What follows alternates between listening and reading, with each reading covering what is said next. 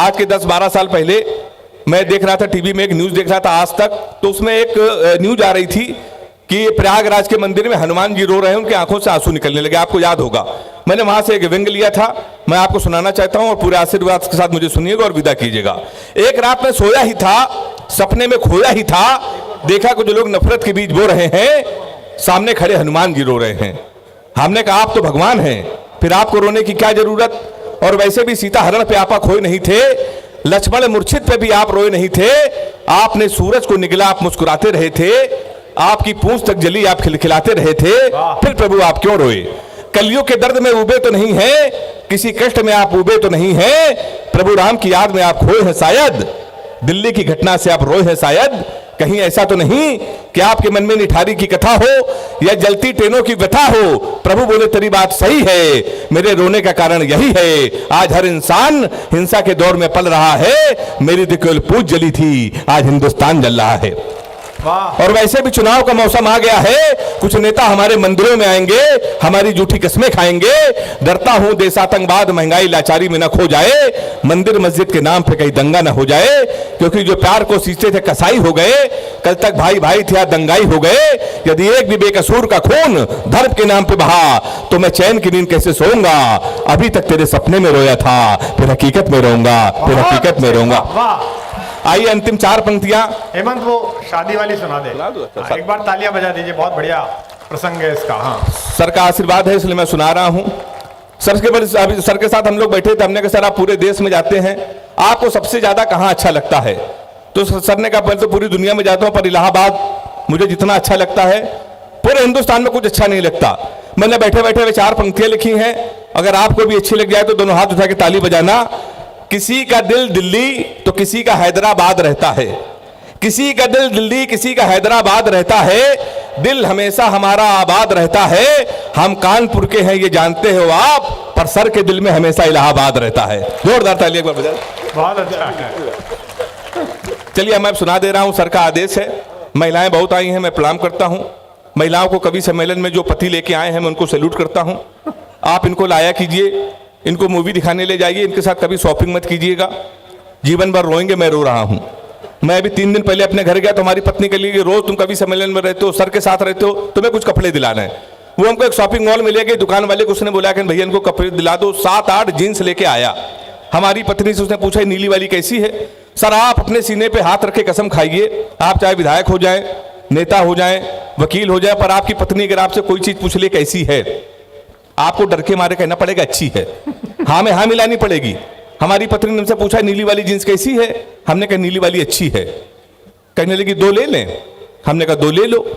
कहने लगी 2 ज्यादा हो जाएगी, हमने कहा 2 ज्यादा हो जाएगी। कहने लगी काली वाली कैसी लगी, हमने काली वाली का कोई जवाब नहीं है। कहने लगे तुम्हारे ऊपर खिलेगी हरी वाली, तो हमने कहा हरी वाली तो बहुत अच्छी है। कहने लगे पीली वाली का कोई जवाब नहीं है, पीली वाली ले ले, हमने कहा पीली वाली ले लो।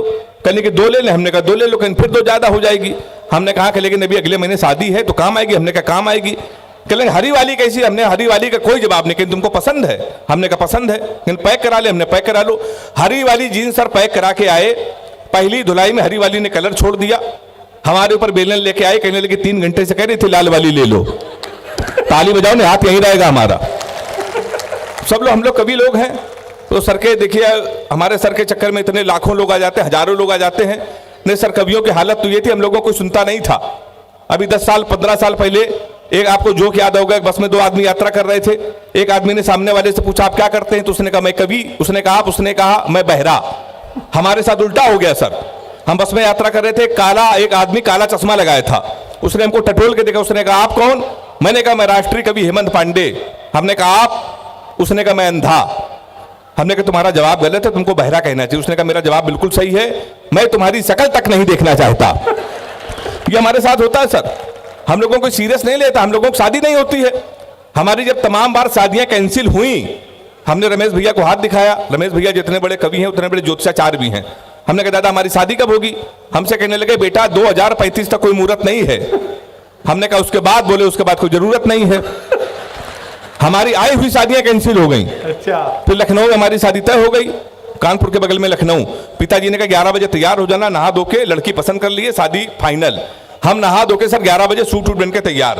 11:15 बजे पिताजी का फोन आया, कहने कि तुम अकेले जाओ बेटा, हमको ऑफिस में काम आ गया है, लड़की देखो शादी फाइनल। एक बात याद रखना कि ब्राह्मण घर में पैदा हुए हो, ये घर की परंपरा होती बेटा, पहली बार जब किसी के घर जाते हैं खाली हाथ नहीं जाते, कुछ लेके जाते हैं, कुछ लेके चले जाना। हम कानपुर के सर हम कट्टा लेके चले गए, फिर जमानत हुई हमारी 2.5 साल बाद, उसके बाद भी हमारे रिश्ते आए, फिर एक दिन हमारी शादी हो गई। ये सारे बड़े कवि सर तो हमें आशीर्वाद देने आए थे, बिल्कुल सच्ची घटना। भारत और पाकिस्तान का मैच था, सेमीफाइनल 4 साल पहले हमारी शादी। हमने पिताजी से कहा पूरा हिंदुस्तान मैच देख रहा है हमारी, आप शादी कर रहे हो? नहीं माने, कर दी। भारत और पाकिस्तान का सेमीफाइनल मैच, हमारी शादी। हमारे कुछ कानपुर के दोस्त हमारी बारात में डांस कर रहे थे, कान में मोबाइल लगा के भारत पाकिस्तान सेमीफाइनल मैच की कमेंट्री भी सुन रहे थे। दोनों का हम एक साथ कर रहे, बारात में डांस कर रहे, कान में मोबाइल लगा कमेंट्री सुन रहे। हम दूल्हे के में सजे थे, घोड़ी के ऊपर बैठे थे। जैसे बारात घर पहुंचने वाले थे, एक लड़का घूम कर हमारी तरफ चिल्लाया, बोलो छक्का। हम डर गए साहब, हमने कहा कहां छक्का? कहने लगा विराट कोहली ने मारा है। तो हमने कहा कोहली ने मारा तो हमारी तरफ क्यों देख रहे हो? शादी के पहले दिन छक्का कह रहे हो देख के हमको। हमने कहा अब की मारे तो हमारी तरफ ना देखना। पता चला 2 मिनट बाद इंडिया मैच जीत गया, किसी ने खुशी के मारे घोड़ी के नीचे सुतली बम रख दिया। अब वो बम फटा तो घोड़ी भागने लगी, हम भी भागने लगे। हमने चलती घोड़ी से पिताजी को फोन मिलाया, हमसे बोले कहां हो बेटा? हमने कहा पिताजी भाग रहे हैं। बोले किसके साथ? ताली भाई लोग बजा रहे जो मैं बारात आए थे। हमने कहा घोड़ी के साथ। बोले शर्म नहीं आती? भागना तो किसी लड़की के साथ भाग जाते। हमने कहा पिताजी वो भाग गई थी। कहने लगे आज घोड़ी बहकी है, कल को गधी बहकी, तो उसके साथ भाग जाओगे? उन्होंने भाई साहब मोबाइल बंद कर लिया। 1 हफ्ते लगातार हम भागते रहे। 1 हफ्ते बाद हमको होश आया तो हमने अपने आप को जंगल में पाया। वहां 4-5 आदमी खड़े थे। हमने कहा कानपुर का पता बता दो, बीबी को विदा कराना है। तो उन्होंने कहा देखो ऐसा है, हमारे यहाँ रामलीला का पाठ चल रहा है, ये राम है, ये लक्ष्मण है, सूप नखा का रोल जिसे करना था नहीं आया, तुम सूप नखा का रोल कर लो। हमने कहा इसमें क्या करना पड़ेगा? बोला ना कटवानी पड़ेगी। हमने कहा वो तो कट चुकी है। हमने उनकी बात मान ली, रात भर सूप नखा का रोल किया। सुबह 4 बजे हमारी आंख खुली, हमारे असली कपड़े गायब, वहां के आदमी गायब। सूप नखा की ड्रेस में पैदल पैदल में अपने घर पे। हमारे पिताजी छज्जे के ऊपर खड़े थे। हमने कहा पिताजी पहचाना? उन्होंने हमारी मां से कहा इसको कटोरा आटा दे दो। हमने मां आपके पुत्र है। बोलो बेवकूफ मत बोलो, हमारे 2 ही पुत्र के इंजीनियर है कि ना कटवा के घोड़ी के साथ भाग गया है। ससुराल गए तो हमारे साले ने भगा दिया।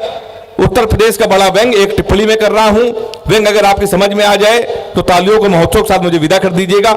हमने कहा सर घोड़ी ढूंढ लाइए। तो एसपी साहब ने कहा इतने बड़े पुलिस के अधिकारी घोड़ी ढूंढना है?